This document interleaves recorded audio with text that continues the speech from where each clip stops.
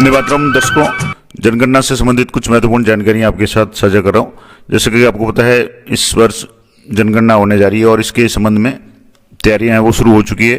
तो कुछ इंपॉर्टेंट बातें जो जनगणना से संबंधित मैं आपके साथ शेयर कर रहा हूँ। पहली बात तो हर 1000 व्यक्तियों पर एक सरकारी कर्मचारी जनगणना के लिए तैयार होगा और सभी को जानकारी देना अनिवार्य होगा। अगर आप गलत सूचना देते हैं तो आपको 3 साल तक की सजा का भी इसमें प्रावधान किया गया है। अब इसमें क्या क्या होगा, तो देश में पहली बार है वो डिजिटल जनगणना की जा रही है और जिसमें हिस्सा लेना हर नागरिक के लिए जरूरी ही नहीं बल्कि कानूनी रूप से अनिवार्य है। और अगर कोई व्यक्ति जानकारी देने से इनकार करता है या गलत जानकारी देता है तो जनगणना अधिनियम के तहत उसे 3 साल तक की जेल या जुर्माना हो सकता है। और जनगणना के लिए प्रत्येक लगभग 1000 लोगों पर एक प्रगणक सरकारी कर्मचारी तैनात होगा। अब जनगणना है वो 2 चरणों में होगी। पहला जो चरण है वो अलग अलग राज्यों में थोड़ा सा आगे पीछे हो सकता है, लेकिन जो उसका ओवरऑल टाइम है पहले चरण का वो है 1 अप्रैल 2026 से लेकर के 30 सितंबर 2026 के बीच में अलग अलग राज्यों में होगा। अब किसी राज्य में अप्रैल में होगा, किसी में मई में होगा, किसी में जून में होगा, इस तरीके से। लेकिन पहला चरण है वो 1 अप्रैल से लेकर के 30 सितंबर तक पूरा हो जाएगा।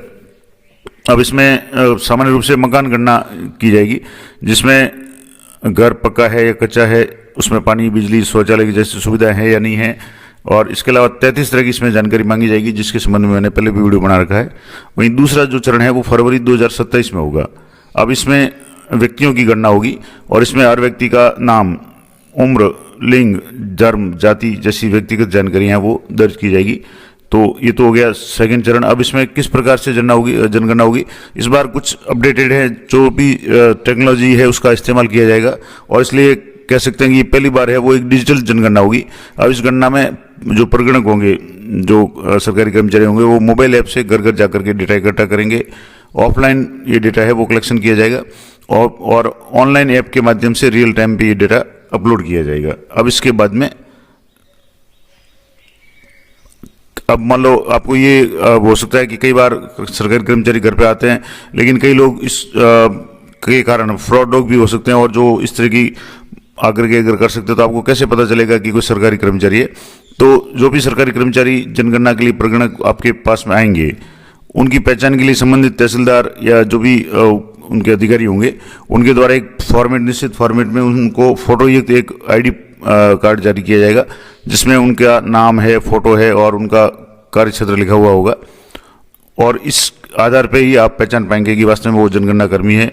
इस आड़ में कई लोग हो सकता है इसका दुरुपयोग भी कर सकते हैं, तो ऐसी स्थिति में भी आपको थोड़ा सा सावधान रहना है। और ज़्यादातर जो भी कर्मचारी होंगे वो आपके आसपास के कार्यालयों में, विद्यालयों में पदस्थापित कर्मचारी होंगे, तो लगभग परिचित होंगे। और जनगणना में जो भी कर्मचारी लगेंगे उनको अलग से इसके कार्य के लिए मानदेय भी दिया जाएगा, जिसके संबंध में मैंने विस्तार से वीडियो बना रखा है। अब ये इम्पोर्टेंट बात है कि मैं अपनी जानकारी क्यों दूं और कानून क्या कहता है। तो जनगणना के लिए जो 33 सवाल पूछे जाएंगे सबसे पहले चरण में, और मकान के सूचीकरण को लेकर के जो सवाल किए जाएंगे, हर व्यक्ति को जानकारी देना अनिवार्य है। और जनगणना अधिनियम 1948 के नियम 1990 की धारा 11(1) और 11 के अनुसार सभी को जानकारी देना अनिवार्य है। और अगर मान लो कोई व्यक्ति गलत जानकारी देता है तो इसके खिलाफ भी जनगणना अधिनियम 1990 के दंड का प्रावधान किया गया है। और गलत जानकारी देने वाले व्यक्ति को 3 साल की सजा या 1000 रुपये जुर्माना या फिर दोनों ही सजा मिल सकती है। इसलिए आप जनगणना से संबंधित कोई भी गलत जानकारी नहीं दें। और डिजिटल डेटा कितना सुरक्षित रहेगा ये भी आजकल एक सवाल बन गया है। तो जो भी आपके से जानकारी ली जाएगी वो पूरी तरह से सुरक्षित रहेगी।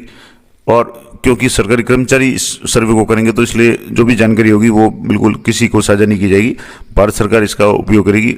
और इसके लिए 3 जगह डाटा सेंटर है देश में बनाए गए हैं, एक बेंगलुरु में, दूसरा लखनऊ में और तीसरा नई दिल्ली में। अब ये डाटा है वो संबंधित के क्षेत्र के जो भी अफसर वगैरह है वही देख पाएंगे, आम लोगों को इसका एक्सेस नहीं दिया जाएगा। इसलिए जो भी डाटा होगा वो पूरी तरह से सुरक्षित होगा।